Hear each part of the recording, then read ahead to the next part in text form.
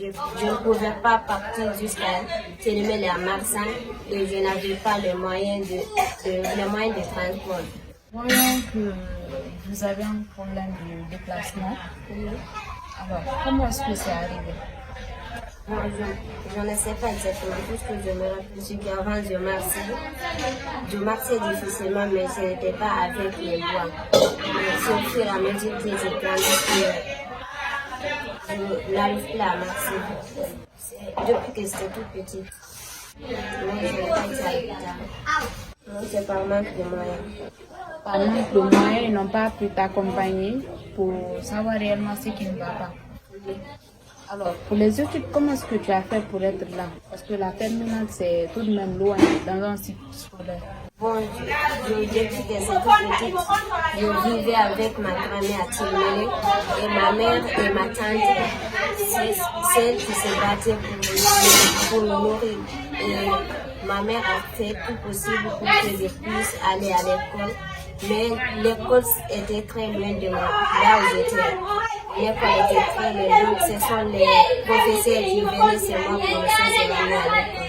Quand j'étais au primaire, je pouvais marcher encore. Quand j'étais au primaire, je me débrouillais pour marcher parce que l'école n'était pas loin.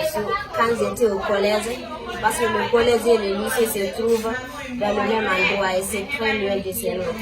Donc il y a un professeur qui était logé chez nous, près de chez nous. Et il m'aimait beaucoup depuis qu'il m'a vu pour la toute première fois. Il a senti que je pourrais aller de l'avant. Et il m'admirait beaucoup parce que j'étais très courageuse à l'école. Même quand j'étais au primaire, j'ai toujours été première de ma classe. C'est pourquoi il m'admirait beaucoup. Et il a dit qu'il pourrait m'aider pour que je puisse aller à l'école. Donc chaque jour, du collège au lycée, chaque jour, il venait me chercher à la maison pour m'amener à l'école. Mes parents n'ont pas de moyens pour me soutenir et j'ai des rêves, je dois poursuivre mes études parce que pour moi, il n'y a que les études qui comptent, qui passent avant tout. Vous savez, à Tilmélé, il y a une ville, il y a aussi un village. Donc moi, je suis au village. Donc pour quitter envie de venir à l'école, il passe devant la clôture de chez moi. Je l'appelle derrière la clôture travaux, je viens me chercher pour moi-même. Est-ce que les activités qui sont là-bas vont avec votre situation? Donc, des fois, ils organisent des activités comme par exemple, quand je faisais la 11e année, c'est l'association Congo de Télémélé.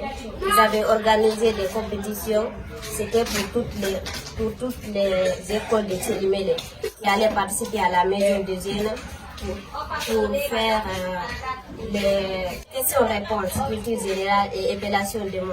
Je voulais participer, mais tout le monde ne voulait pas que je participe parce que je ne pouvais pas partir jusqu'à Télémélé à Marsan et je n'avais pas les moyens de transport.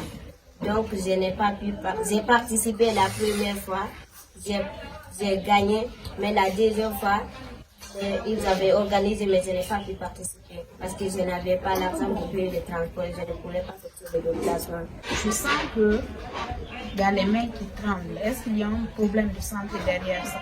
Oui. Qu'est-ce qui ne va pas? Je ne sais pas, je suis habituée à ça. Comme ça existe chez vous depuis toujours. Oui.